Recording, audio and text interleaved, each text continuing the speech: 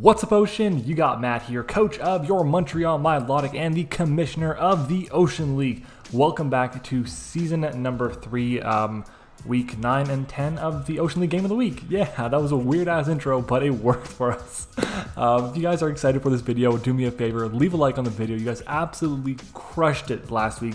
I am so thankful for you guys for destroying it. You guys came out with the comments and the likes, and the interaction on the video was absolutely amazing, and you guys really seem to enjoy the 2-in-1 that we had last week. So we are back for another 2-in-1. We have week 9 and week 10 back to back for you guys. As always, we're going to start with D1 and then D2, and then we're going to go to the next week after, going with D1 and D2 again. Starting off this week, we have Franley and Tara here. Both these people have been instrumental for the success of the Ocean League over the past season/2 seasons, and I'm very excited to see what happens in this game. We have had, I believe, Fran has been, he's been on the channel before quite a few times for Game of the Week, if I'm not mistaken. At the same time, if you guys have been a part of any of our streams, you'll know that Fran was named after our Morgrim, who unfortunately, sadly, has passed away in our Pokemon Shield Nuzlocke. But if you guys do want to watch a stream, by the way, I will be streaming tonight. That is for sure tonight. I should be streaming around 8 or 9 p.m. Eastern. I'll be streaming. If you get there at 9 o'clock, I should still be streaming. But yeah, make sure to follow me on Twitter for updates on that and to join the Ocean Discord server as well. We just announced our gym challenge happening there too, so make sure to join over there. The link is in the description.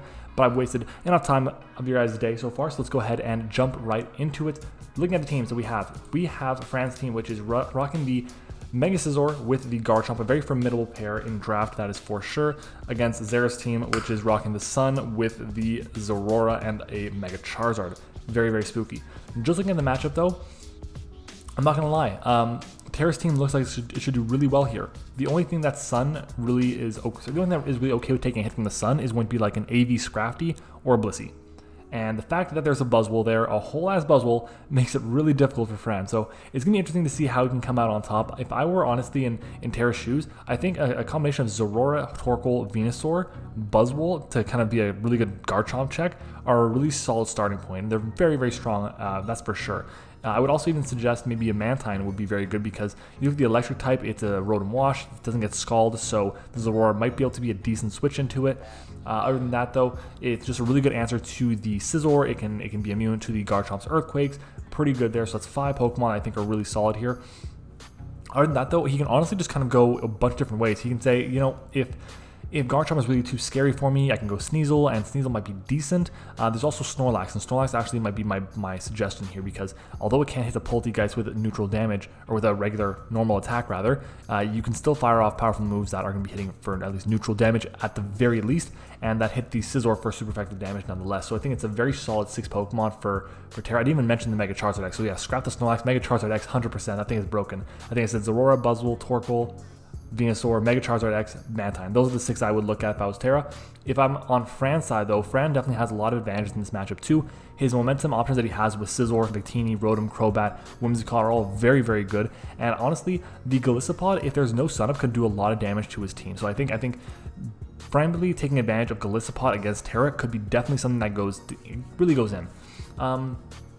Other than that, I think Garchomp definitely has a way in this matchup if the Buzzwole gets weakened specifically. If Buzzwole is weakened, then I can really see an opportunity for a Scale Shot Garchomp to just really put in a ton of work. If it's Scale Shot with Swords Dance, oh my god, just forget about it. But how will Franly get rid of that Buzzwole? Well, you could use Victini, he could definitely use Crobat as well, both of which have stab options that hit the Buzzwole for super effective damage.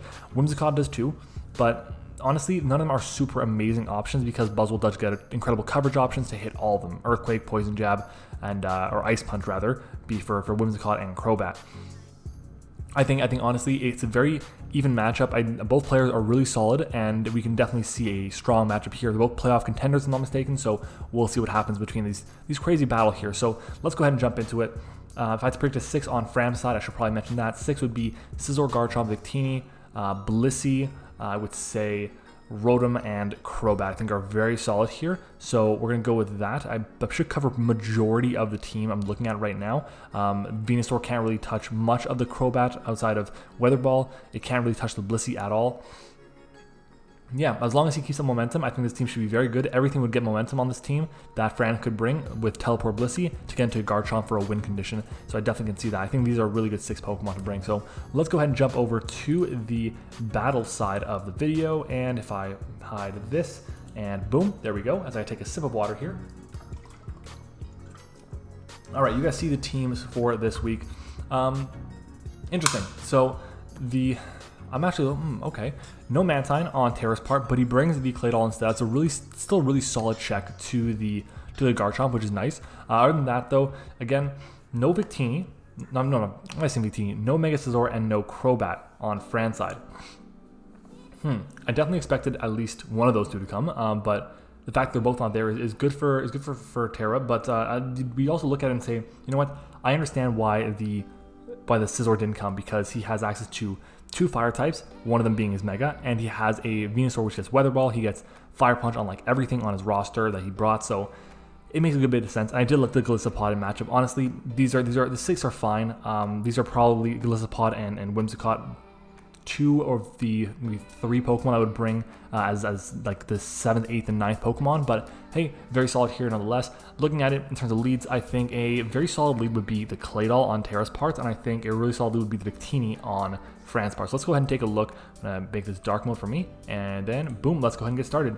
We see Rotom Wash as a lead here versus Zorora, so Zorora will be able to get a Toxic off on the Rotom, very nice, as a Will-O-Wisp on the Zorora, which is incredibly annoying, especially if it is a physical Zorora. Losing that extra boost is just not going to be good at all. In comes the Blissey here, as we're going to see a knockoff here, getting rid of maybe Boots or leftovers there, very nice.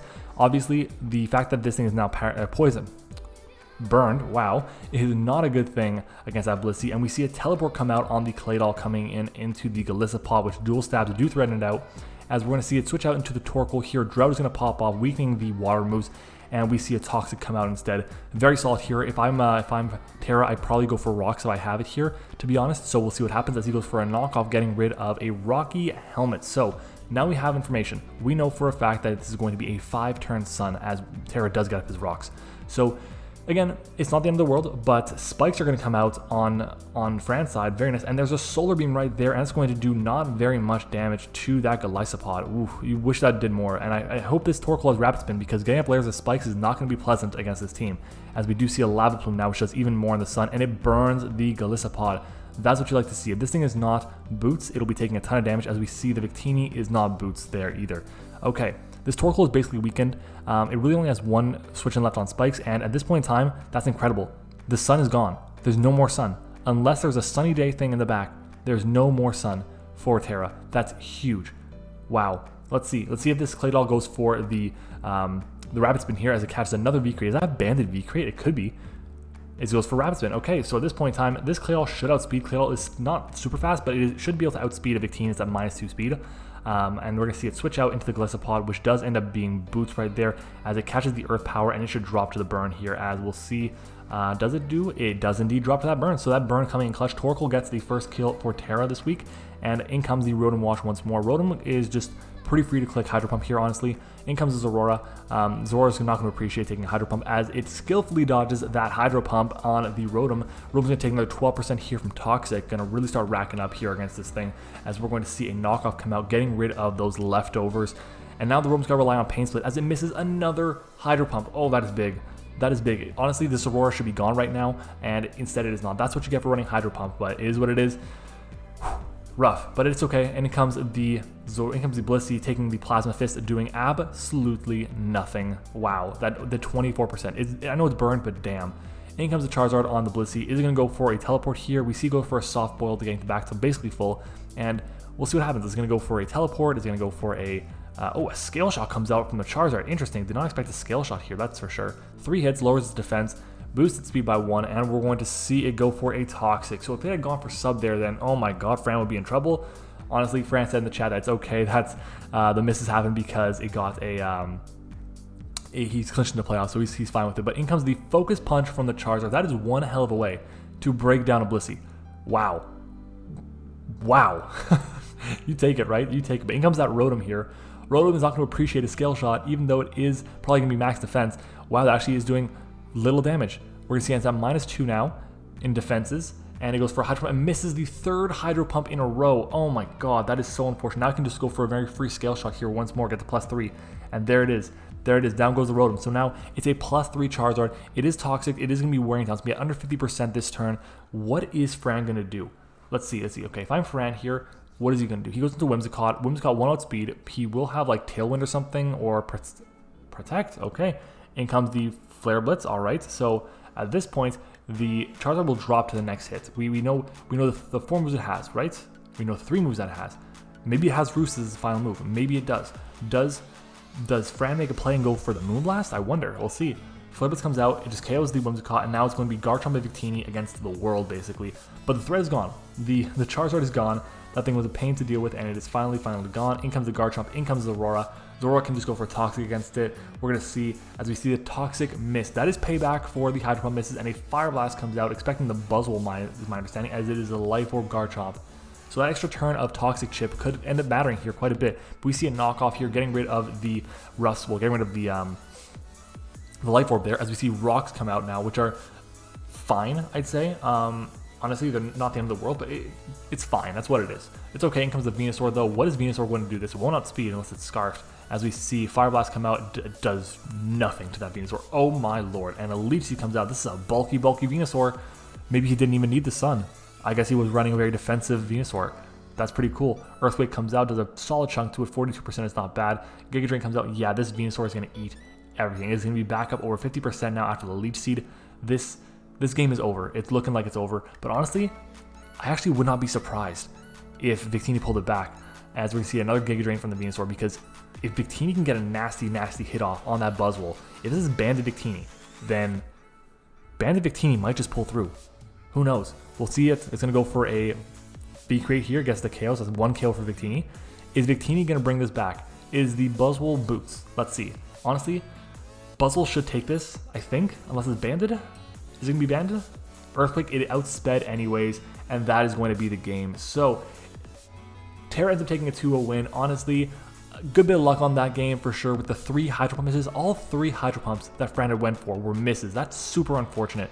Really hope that he doesn't get that kind of bad luck in the playoffs. Just want to make sure you have a nice clean game all around, and obviously those misses do kind of suck. I think Terra's Venusaur set was really cool. It honestly helped him bring it back, because at that point in time, if he was able to weaken the Buzzwole or KO the Venusaur rather with the Garchomp, and then have Buzzwole come in after, chip that thing down, then Victini can come in and just fire off V-Creates and go for a game after, right? That's definitely a possibility. You have to do some bit of switching shenanigans, which you never know could happen. But at the end of the day, I definitely think this is a very good potential playoff matchup. I'm excited to see what's going to unfold in the playoffs with these two teams, because I think they're both clinched at this point. And honestly, yeah, look, this is going to be a really fun playoffs, and this is a really good game to showcase the power of Victini, the power of Mega Charizard. Honestly, it was incredible. The Zorora getting burnt, it sucked early on. It was really unfortunate because it didn't get to do too much outside of dodging 2 Hydro Pumps, but it paid off. The Focus Punch on the Charizard was pretty cool. I will say that. That was a really cool way of getting around the Blissey. I think the only way it KO'd the Blissey without Focus Punch at that point was like 4 or 5 hits from Scale Shot, which you can't rely on that, honestly. So yeah, it paid off for sure, and Terra got the W here, and Terra will take it. I'm sure about that. Honestly, I think Fran's a little disappointed because he could have done better with the Rotom if it had hit, but at the end of the day, it's not the end of the world. So that is going to be it for this battle. Let's move on to the next battle this week. I'm going to go and change the matchup over to this correct screen, and boom, there we go. So you guys now see the matchup, and it's going to be Casper against Pez in Game of the Week for week number 9 for division number 2. I think this is the first time we're showcasing Casper. This might also be the first time we're showcasing Pez. I'm not positive about that, but regardless, week number 9, let's take a look at it. That is a nasty Fairy Dragon Steel Core from Pez. Mega Garchomp, Aegislash, and Tapu Lele. Oh my lord, that is crazy. On top of that, you got the Bulk and Umbreon, Tangela, Swampert, and Gligar. Ooh, that is super good. I definitely think it's gonna be a really cool matchup here. I'm gonna try and adjust this really quickly. Let's make this a little bit better. I think that can work right there. Let's see if that's gonna work. Hey, there we go, that works better. All right, so I'm definitely looking at this right now. If there was not a Tangela, if there was not a Heliolisk, Urshifu Rapid Strike just goes in. It just destroys this team. But that's the thing. So it's not the end of the world for Casper. Casper does have to make sure that those two don't go down, because if they do, then Urshifu Rapid Strike really can just win the game on its own. Victini still super powerful. Yes, there's a Swampert there. Victini does get access to Energy Ball, so it should be able to hit that for amazing damage. Gligar is a problem. Victini does get access to Glaciate though, so depending on the Gligar, so depending on if it gets knocked off by something like the Landorus, then it could be very difficult for him to switch it on Victini, a special Victini at that. I know there's an Umbreon, but you can always U-turn out into Rapid Strike or Shifu, fire off close combats, which really don't have a switch in outside of Tapu Lele and Aegislash, and even then, those two don't want to take a Surging Strike, so it could be very detrimental to Casper's team. The Landorus could be kind of cool. Honestly, Gligar kind of shuts it down. Like, I'm looking at Casper's team, and every time I look at something that Pez has, Casper has something that really just says no thank you, and it's kind of impressive. Porygon Z could be cool, but again, there's an Umbreon there. That's the thing, there's just one Pokemon that just says no to something on his team, and if Pez can get rid of that one or two Pokemon there, or weaken them, then one thing, a lot of these different Pokemon, the Landorus, the Victini, the Urshifu, the Porygon Z, can all just really run house on his team. Hoopa could be annoying to deal with. I don't think it comes though. The reason I don't think it comes is because the Umbreon is there and it already walls so much. Yes, it can pressure it, but Umbreon is already super bulky on the special side, and because Hoopa is going to fire off stabs that are either immune or resisted by Umbreon, then it's not really going to be able to do too much to break it, and that's what you want to do usually. You want to be able to break it for Porygon Z, or Porygon Z for Hoopa U, or Raikou, or Special Victini, or whatever the case may be. So honestly, I'm looking at Pez's matchup. To me, I don't really know who has the advantage here. I'm talking a lot about Pez's team, but Casper's team is also really strong here. With the Tapu Lele, it's going to be able to be running through this team. I think the best answer he's going to have for it is to be able to get up screens and maybe paralyze it with something. Honestly, he can't even paralyze it with, he cannot even use Prankster Clefairy's Thunder Wave to paralyze the Tapu Lele because there's Psychic Terrain up. So how's he going to beat it? How's he going to beat a Scarflele? He really doesn't have many options. It's going to be like the Aromatisse, but then he has to play the 50-50. He's going to run Psychic or Psyshock. What do? The Hoopa is pretty specially defensive, but even then, it's not appreciating a Psyshock at all. What's going to be the play? Maybe Klefki, but because it resists the dual stab. Klefki can't do much back to Lele. Honestly, I would not be surprised to see like a Calm Mind Lele here. That would not surprise me at all. Mega Garchomp gets up a Scale Shot and really cleans house, especially if the Landorus is weakened. After that, it really doesn't have any issues at all because Klefki can't paralyze it. The Aromatisse is checked by the Aegislash. The Hoopa checked by the Aegislash with Shadow Sneak. The Porygon Z can't really touch the Aegislash when it's in shield mode, even though it does get Dark Pulse and Shadow Ball. I think though the Aegislash may not even come because Victini, Landorus, or Shifu Rapid Strike. That makes it tough. That makes it really tough. Honestly, if I looked at Casper's team, I'd probably say the Tapu Lele, the Garchomp, the Gligar, the Swampert are all really solid brings. The Tangela and the Umbreon. I'll say those 6 for Casper. For Pez, I'll say Landorus, Victini, or Shifu. I'll say Porygon Z. I'll say Klefki 5. And I'll actually go ahead and say Raikou 6. I think Raikou with a very subtoxic set could do a lot of work against this team. Subtoxic and T-Bolt could really put in a lot of work. Maybe not T-Bolt, maybe Scald or something, but it could be very solid nonetheless. So yeah, that's the matchup. Let's go ahead and jump into the battle here. So I'm just going to hide that. Boom. There we go. Okay, so looking at the teams we see here, I think I actually called Pez's team 100%. I will take it. And I called Casper's team. I got 5 out of 6 right. I did not think it was going to be the Aegislash. I thought it was going to be what did I think it was going to be? The Heliolisk, I think it was, is what I said. But regardless, it's still a really strong matchup here for both teams. I think both teams are going to have a ton of fun this game. And let's go ahead and take a look and see what we think is going to be a lead here. If I was Pez, I think my lead of choice would honestly be the Landorus. I'm not going to lie. If I'm Casper, I think a lead of Swampert could be really good because there's no grass type Pokemon and only 1 or 2 Pokemon really. The Porygon Z Solar Beam and the Victini's Energy Ball are really going to be threading you out specifically. So let's go ahead and see what happens. Let's put this on slow and boom, let's go. We're going to see a Garchomp lead, a Mega Garchomp lead against a lead of Urshifu Rapid Strike. Okay. If I'm Pez, I can't go for certain strikes here. You just can't do it. As we see a close combat come out and doing 38% to the Tangela. That seems like a lot of damage. That might be banded, to be honest. But just switches out now into the Porygon Z, and we're going to see it gain a special attack boost from download as the Lead Seed will come out. That's going to be very big, getting back recovery for literally anything, and the Umbreon can just come in freely now and take whatever hits. We see the Umbreon does come right on out, and we're going to see a Tri-Attack come out, and that does 60%. Is that... Wow, that is Life Orb. Jeez. That did a huge chunk. Is that has to be more of a physically defensive Umbreon. It has to be. It's going to double out into the Aegis Slash. Are we going to see a Dark Pulse or a Shadow Ball on the switch? No, we do not. We just see a Tri-Attack come out. And honestly, this is the problem with the Leaf Seed there. You're going to take a solid chunk of damage every turn. In comes the Umbreon. It's switched out first. That means it's slower. And oh, there's the Shadow Ball coming out. And honestly, right here, this Porygon Z that put in so much work is already getting weakened significantly. If I'm Pez, I got to switch out here. I got to keep this thing healthy. He does switch out. He goes into the Rapid Strike.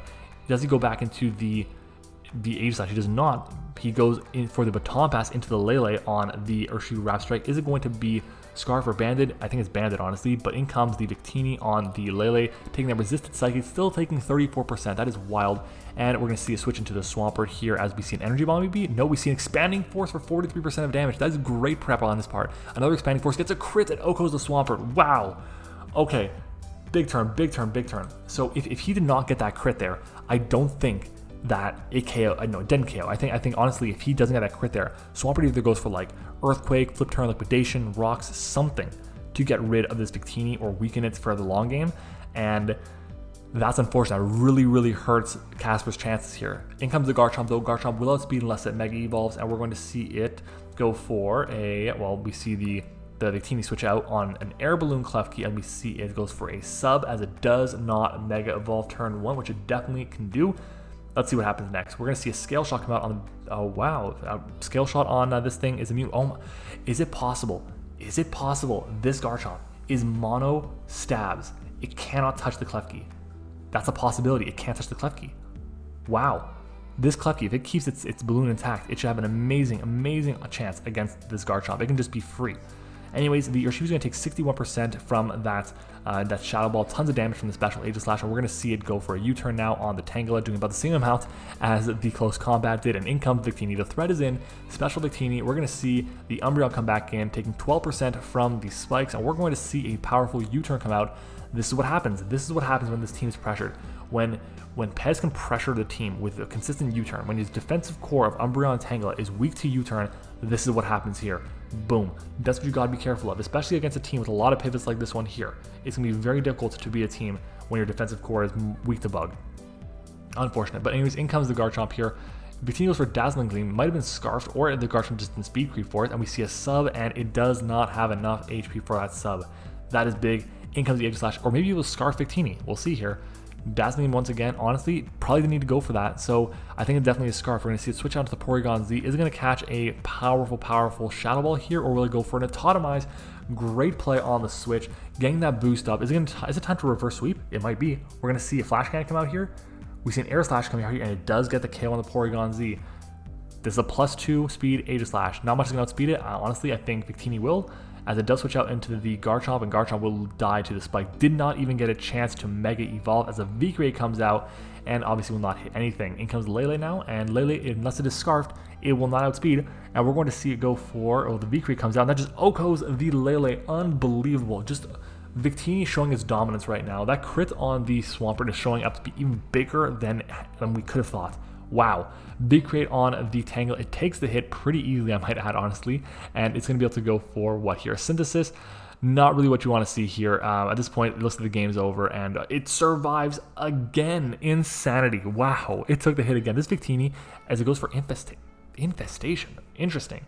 I'm confused, but I'm intrigued as well. So he sees it writing on the wall there. Casper does. Just goes to Infestation. Really can't touch the Victini. The Victini is now very low on HP, and in comes the Aegis Slash. Is he going to get another KO for diff purposes? I doubt it, honestly. But in comes the Urshifu Rapid Strike. He's going to go for the Autotomize here, expecting the switch. And this thing should not outspeed the Victini, especially if it is Choice Scarfed. So we're going to see a stance change come out, and we're going to see an Air Slash, right? An Air Slash and gets the KO on the Urshifu. It's now a worst of 4-0. All right, and we're going to see. I don't think anything you can do is going to beat this. Victini's going to come out. Does he go for King's Shield? He does not. No Akaberry. Critical hit. Wouldn't even have mattered. And down goes the Aegis Slash. That's a 4-0 win for Pez. That is your game of the week for week number 9 for Division 2. Looking at it, guys, Victini, tons of work. I'm not going to lie. The biggest turn of the game was the crit Expanding Force.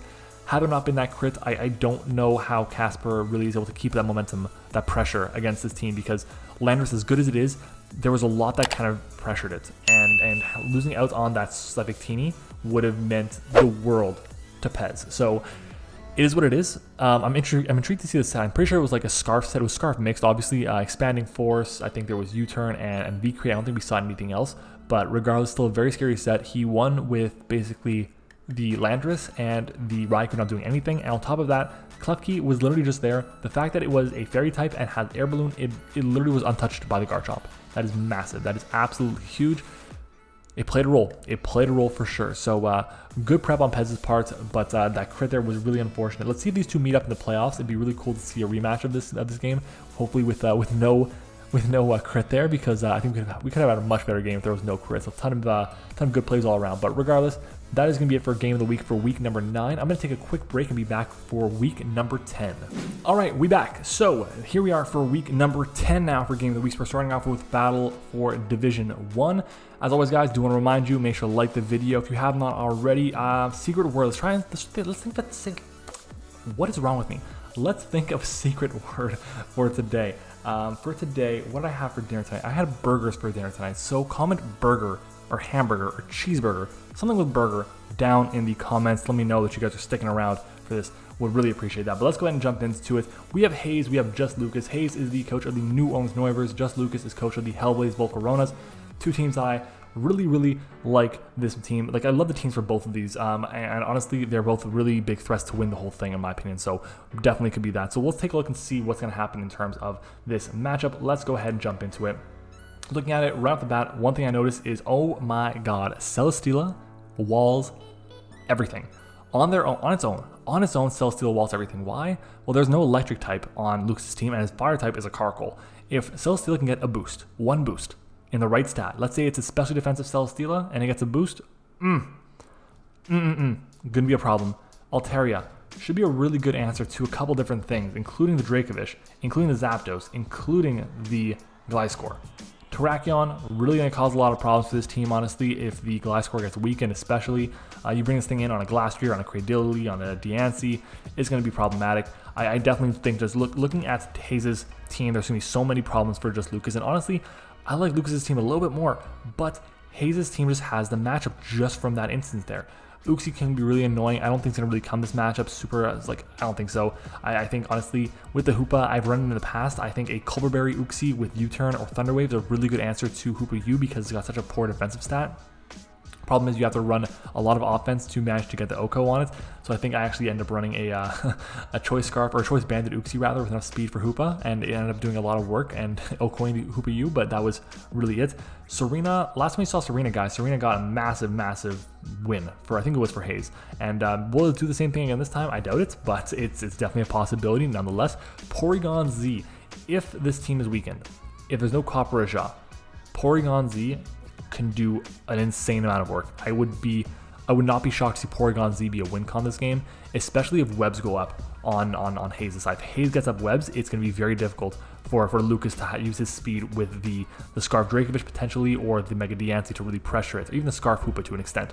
I really like Hayes' matchup this game. Swampert, haven't even talked about that. I love Swampert here. If Swampert is able to fire off Toxics on something like the Cradily, the Glastrier, the Dracovish to an extent as well, it can be really nice, and its dual stab hits things for a lot of great damage there, and its coverage and Ice Beam will also be nice as well. So that's kind of it for Hayes' team. For Lucas's team, I definitely think Lucas has a couple different options to get the win here. I would not be surprised to see him get the win by any means. The Mega Zapdos, the Galarian Zapdos is a big threat to Hayes' team.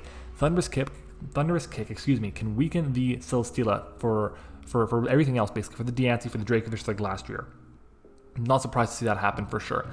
It can, if it goes for, let's say, honestly, the Altaria is outsped by the Zapdos. So after one Thunderous Kick, Brave Bird is going to do a ton of damage. If this is running a Roselli Berry for the incoming Body Slam or something, then Zapdos can honestly stay alive and really chip things down. Nothing really wants to take its hits at all. It's gonna be very difficult for Hayes to beat if the Celesteela is weakened by something else, which it might honestly happen because it's pressured by everything. Mega Diancie getting access to Mystical Fire is huge for that Celesteela, but not gonna be the end of the world. The fact that it outspeeds everything outside of the Jolteon is huge, and considering Jolteon is just a bad Pokemon in this game, especially considering that there's a Gliscor, there's a whole Gliscor there. I don't really see the Jolteon coming, meaning Diancie should have the speeds here on everything unless it is Scarfed or has a boost from Dragon Dance or Rock Polish or Rabbit Spin or whatever, so I wouldn't be surprised to see that at all. Hoopa is cool. That's it. It's just cool. It's not a great Pokemon. It's fine. It can do a lot of work if it gets in on the right thing. If it gets in on a weakened Altaria in the range of Zen Headbutts or Gunk Shots, or an Uxie in range of the Hyperspace Fury, then it can really cause problems. It goes for Protect, which is nice because if Celesteela is trying to protect with Leaf Seed, then Hoopa can kind of shut that down, and that's really useful, especially against a Pokemon as bulky as Celesteela.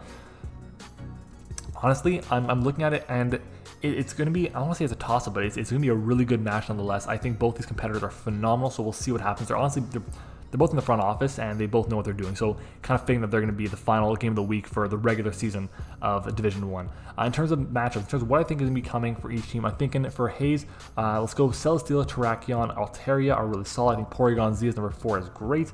I'm going to say the Muck as another resist and immunity to Hoopa's stabs is going to be really solid, and the fact that it's not weak to fighting moves is really good for it as well. That's 5, I believe I said. I think I said Celesteela, Altaria, Terrakion, Muck, and Porygon Z.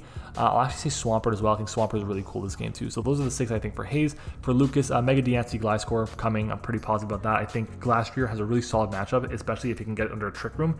If it gets under a Trick Room, oh my lord, what is coming in and taking a hit, especially if it's at +1? It's nothing. That's the answer. His Ice Resist is the what? His Ice Resist is a little Marowak. That's it. So gonna be different. Galarian Zapdos, that's 4. I think the Toxapex is actually pretty good here. I'm not gonna lie about that. It can be really annoying. Just kind of, it gets easily set up on by Celesteela, and that could be a problem if Celesteela does get boosted. And that's 5. I think Dracovish is also pretty good here too. There is the Altaria, there is the Celesteela, but if those get weakened, then Dracovish really has an easy time this game. And with the fact that there's a Gliscor, with the fact that there's going to be a Glastrier, which is going to be bulky enough to take any hits, I don't think a Mega Altaria is necessarily going to be the scariest thing because they can be decently easily revenged. And there's also going to be a Toxapex in my eyes, so that right there is just another complete check to the Mega Altaria. But guys, let's go ahead and move into the battle here. Let's go and hide that, and boom, there is the battle for you guys. I still need to get to it. Where is the battle? There it is. Okay. So, oh, look at that, your boy's right. Your boy was right for Lucas, and your boy was almost right for Hayes. So, what is Hayes missing? What did I think he was going to bring? There's Serena there, which I wasn't really expecting, right? No Mega Altaria. No Mega Altaria. And there's also no Muck. Okay, but there's no Hoopa, so that's fine for that. Let's go ahead and see. In terms of leads, I'm thinking a good lead is going to be the Uxie on Hayes' part. I think it's just a really good way to cover his bases. If not that, the Swampert. And considering there's no grounded poison, if Lucas brought Toxic Spikes on the Toxapex, then I would definitely go ahead and lead with that. If not that, then maybe the Gliscor. But yeah, let's go ahead and jump into it. Let's see what is going to be the case, and we'll put this at slow and play, and I'll make this dark mode for me. Let's see. Swampert is the lead here, really solid lead against everything, and comes the Galarian Zapdos as the lead. Are we going to see a close combat or a Blade Burst? We're going to see a close combat, doing 77% to the Swampert. That is a lot of damage there. And we're going to see a Flip Turn come out. That does over half to the Galarian Zapdos. Very nice. What are you switching into? It is the Uxie resisting the fighting move, and we're going to see him double out into the Glastrier here. What is this going to do? It's going to go for rocks here. Knock off. Very nice. Getting rid of a Chople Berry. That's big for the Terrakion there. We're going to see a U-turn come out as... Do we see a Trick Room from the Glastrier?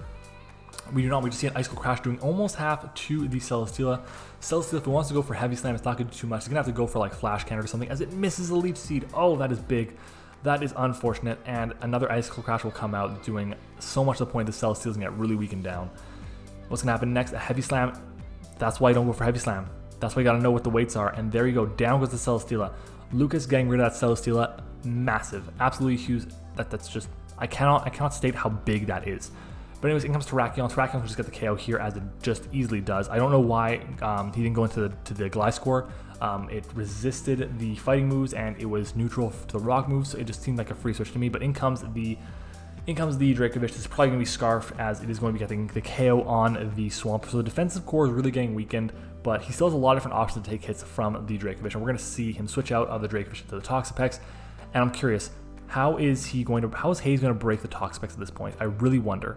So we see a U-turn after the knockoff, getting rid of the Black Sludge there, and he's going to go into the Porygon Z, getting the boost and special attack, and we are going to see a Toxic come out. Oh, that is big. Getting this thing Toxic is huge, especially if it is running Protect. And we see no Protect there. We see the the tri-attack come out only doing about 50%, as we do get the burn on the what's that thing called? The Toxapex, that's it. So this is really good to wear down its longevity. We're gonna see a double into the Gliscor here. Gliscor should be able to eat any hit here. Tri-attack will come out, choose it up, and unless it goes for Ice Beam, it wasn't gonna get the KO. So I imagine it's gonna be another tri-attack coming out here, as we do see another tri-attack, and it does get the KO on the Toxapex. But at this point, the toxic damage is just wearing up. It's wearing up, and at this point, he's got one more hit left in him. In comes Dracovish. It's going to be Scarfed. We know that, and he's going to go and get the KO with the Fish's Rend. So now he can confirm it is Choice Scarf, but the fact that the Toxapex is gone is huge for Serena, of all things. Serena can actually put in a lot of work, especially if it manages to get a Rapid Spin off. And we're going to see right now. Oh, the fact that it's Rocky Helmet makes me think that it's not going to be running the Rapid Spin, or not going to be an offensive set. But in comes the Terrakion, and in comes the Gliscor to be the check, which should have been done earlier in my opinion, but it was done now. Close combat will get the KO on that. I don't think that Hayes has enough left in the tank. I think the Zapdos and the Diancie are going to be enough to push through, and in the back he still has access to a Scarf Dracovish. In comes Uxie on that Diancie. It's going to Mega Evolve here, go for a Calm Mind maybe, and we're just going to see a Moonblast come out that does almost half to it, and special attack drop shouldn't matter too much unless it's running like Flash Cam, which I don't even think it gets. But in comes Zapdos as we see a Thunder Wave. Ooh, the prediction there. Honestly, okay, that's a good play, because right there, look, I'll pause it. Yes, you didn't get the KO with the Psychic there, but getting that prediction on the Pokemon that has Magic Bounce, predicting it to swap out and go for the Thunder Wave is huge. That really opens up a lot for him. If he ends up being a Scarf Terrakion, this could honestly be absolutely huge for him. So let's see. In comes the U-turn on the, and it's a Rocky Helmet. Oh wow, okay, a lot to unpack here. I'm gonna pause it right now. A lot to unpack there. That was the perfect set of turns for him. Yes, he would absolutely love for that Zapdos to get paralyzed and go for another Psychic, so he has the HP. But at this point in time, the Zapdos is gone. There's only a Diancie left to worry about and a Dracovish. I imagine the Diancie comes out next. It's going to be tough. Does Diancie go for a... What does Diancie go for? Does it just KO the Uxie and let a Scarf Terrakion in? Is that what happens? We'll see. In comes the Dracovish instead, though.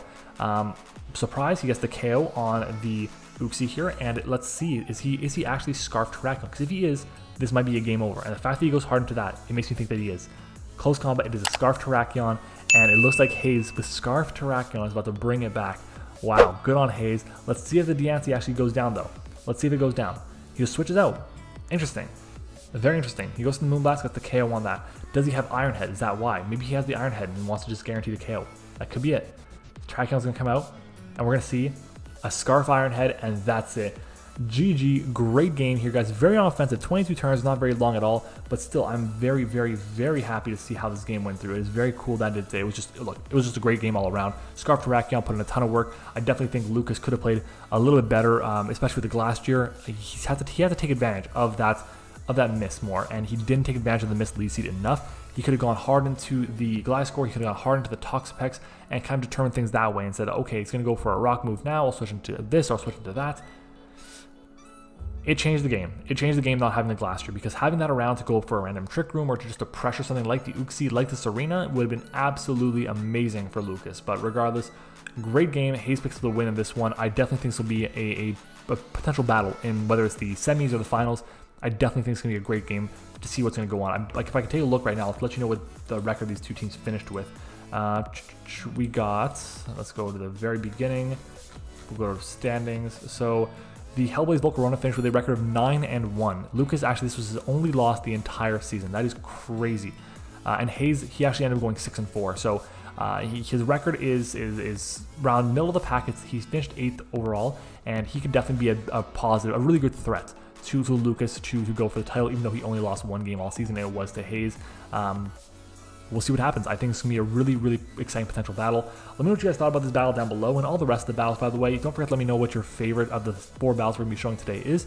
Let's go ahead and jump into the next matchup, which is going to be Levente against Pez, as I can show you his and their teams right there.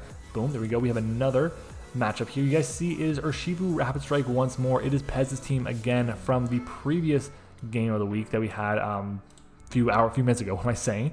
So yeah, let's go ahead and jump into it. Looking at the matches right now, well, first thing I'm seeing is Mega MattOshea. Oh my god, this Pokemon destroys everything. It's so hard. If there manages to be somehow a substitute or a safeguard or something to prevent against Klefki's Thunder Wave, then Jesus, this Pokemon will go in. It'll OHKO so much, so much. I think a Scarf Hoopa might have to come, honestly, because of that. And there's a Hydreigon. There's a whole Hydreigon there to just take the hits. There's a whole Skuntank there to just take the hits. There's a whole Licky there to take the hits. Might be tough. Weezing is going to be a really cool Pokemon for Levante. I don't know if it comes necessarily, but it's still a very good way to handle the Urshifu Rapid Strike because it gets access to neutralizing gas. So you can actually run Protect on that set pretty effectively and recover back a lot of HP. It's got decent special attack, so you can manage to really weaken it with the Strange Steam. Definitely a possibility. Heatran getting access to Flash Fire to take the V creates is something really cool, but there is a thick fat Piloswine. There is a Jellicent there to take hits, so you never know. And then there's Kartana on Levante's side. Kartana has a really cool matchup this game because how many grass resists does Pez have? He's got the Victini, which is weak to knockoff. He's got the Klefki, which is weak to Smart Strike. He's got, or at least is hit neutrally by Smart Strike. He's got Turtonator, which I don't think comes. So if the Klefki and the Victini go down, it's a great position. Yes, there's Zarude, I know, but Zarude isn't going to take an X-Scissor or a Secret Sword thing against as well. So if this thing starts getting snowballed, oh lord, it's going to be very, very difficult to handle. I think that Pez is in for a really difficult battle this time around, and we're going to see what happens. If I have to predict 6 for each team, I will say the Medicham comes, the Hydreigon comes, the Weezing comes, the Kartana comes. That is 4. I think that webs are pretty cool here, so I'll say Charger Bug as well. And let's see what else is going to be there.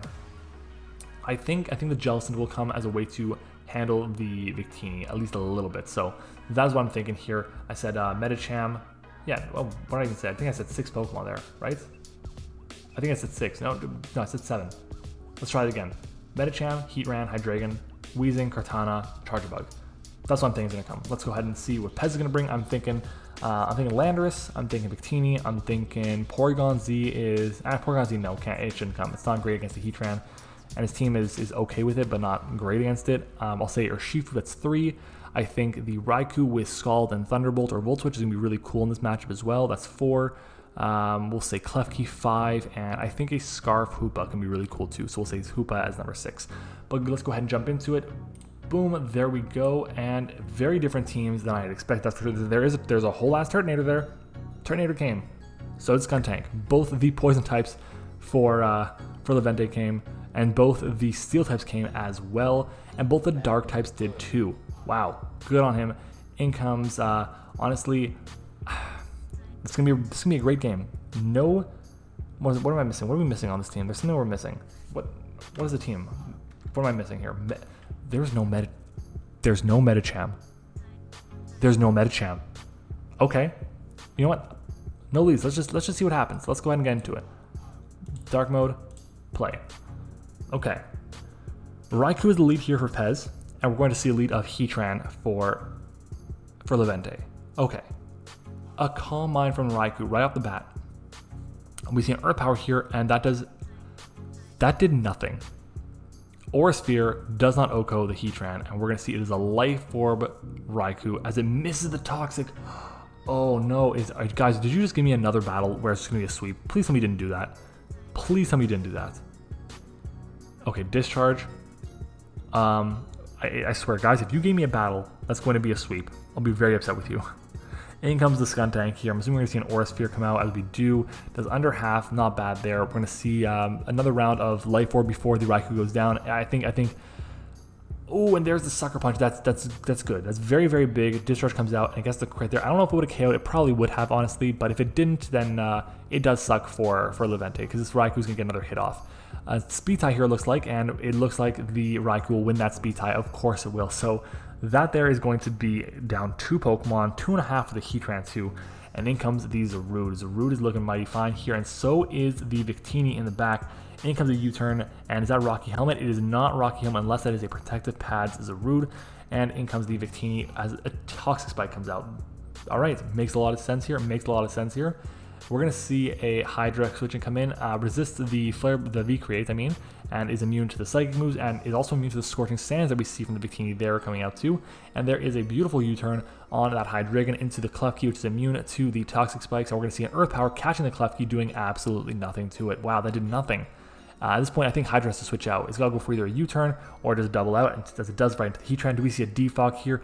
We see screens come out. This is going to be even more difficult now for Leventi to get the W here. In comes the Landorus. Landorus does kind of handle Heatran decently well, especially behind the screens. We see a Magma Storm come out, going to trap it and do some decent damage. This looks like it's a trapping. This looks like a trapping Heatran. Trapping with Magma Storm, Toxic Protect. That's a pretty cool set with Earth Power too. In comes a Focus Blast on a special Landorus on the incoming. Wow. On the incoming Weezing goes for Focus Blast and misses, and Strange Team does nothing to that. Wow, that was incredible. Earth Power, it is Levitate, man. Come on, you have to see that. If you know it's not Dazzling Gleam, if you know it's not Neutralizing Gas, it says it. If you know it's not the Misty Terrain, whatever Misty Surge, you know it's gotta be Levitate. That's big. Switches out into the Heatran here, trying to bait the Fire move coming out, and he manages to get that here. So there is the Flash Fire popping off. This does not get access to a ground move. It does get a Fighting move and Focus Blast. We're gonna see a Scorching. I think I said it doesn't get a ground move. It definitely does get a ground move. That's 100% accurate. So Magma Storm will trap in the Victini, and Victini, we knew it wasn't Scarf, by the way. We knew that. We also knew it had Scorching Sands. So we're going to see him protect here to get some extra chip off on the Victini with the Magma Storm here. And I think it's a boots Victini, actually, based on the fact that it definitely is boots because it was not affected by Toxic Spikes. That's huge. Earth Power, or Scorching Sands, rather, comes out on the Hydreigon, immune obviously, and he gets now free to switch out. We're going to see a U-turn from the Victini. I imagine we see another U-turn from the Hydreigon potentially.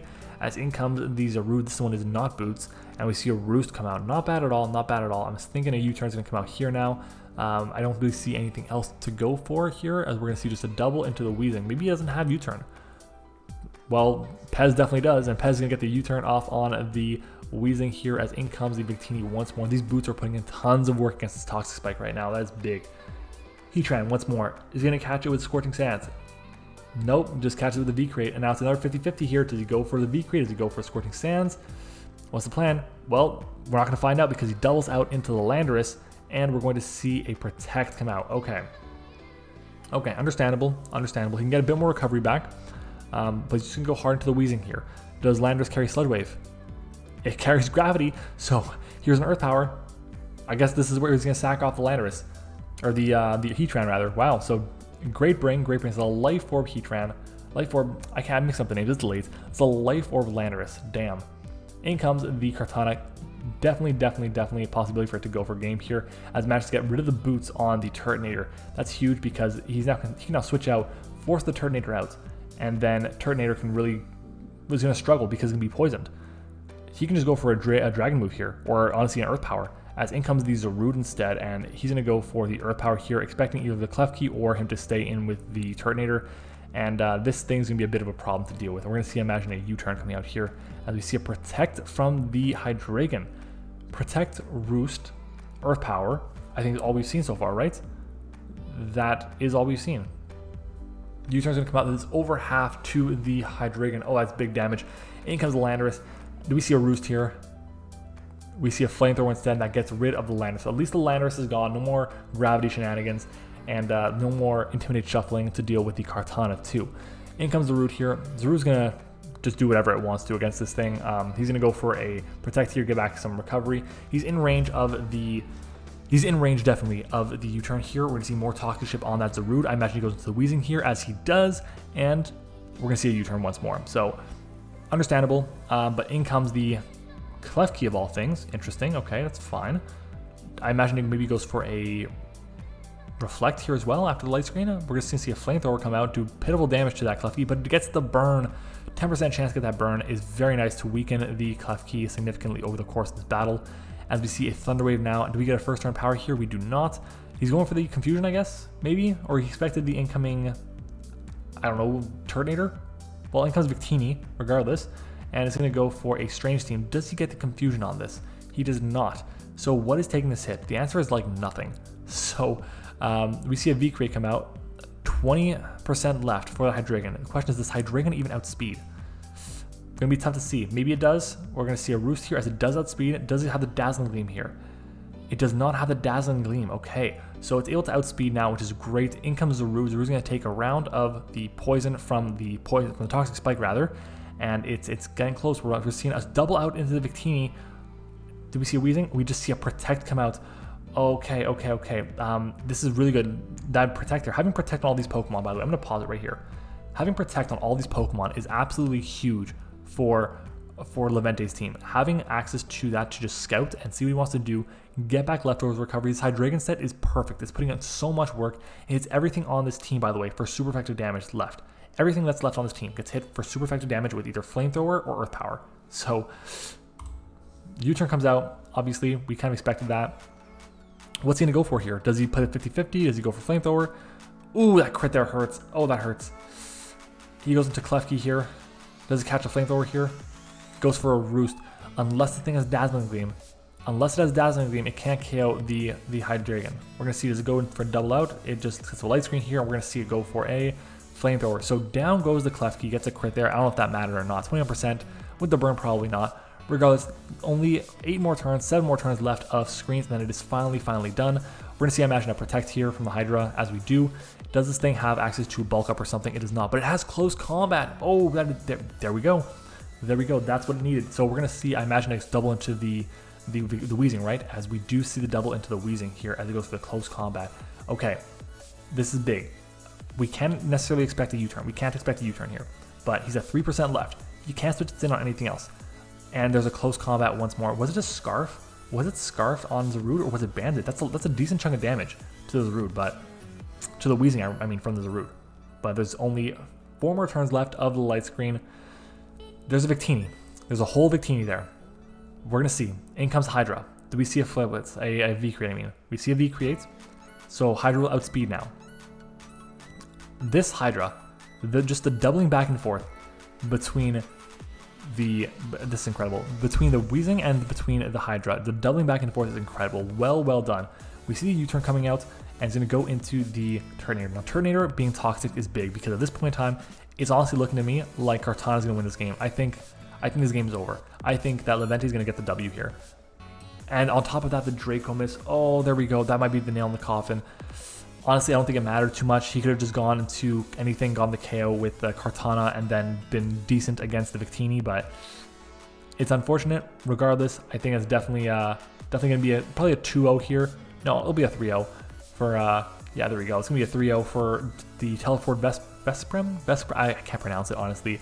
Guys, this has been crazy. This has been an insane set of battles. We are recording. I've been recording now for basically an hour. You guys are seeing a bit of a cut in between that, but my god, I am tired. This has been crazy. We had 4 amazing battles going on here, some better than others, of course, how it's always going to be, but I want you guys to let me know down in the comments which of these battles has been your favorite. Which ones are you looking at them like, wow, that was a great battle, that was really cool. I hope to see another one of those.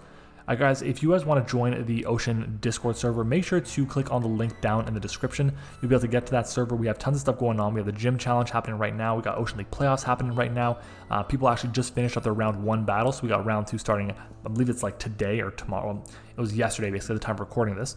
So there's going to be some crazy stuff going on. I can't wait to see what's going to happen. I can't wait to see who's going to be crowned our champion. I do want to say thank you to everyone who did participate in this season and who unfortunately did not end up advancing to the playoffs.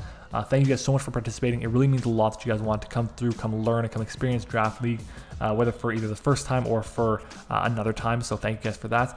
For those of you who are watching the video, thank you so much. Make sure to answer the secret word of the day.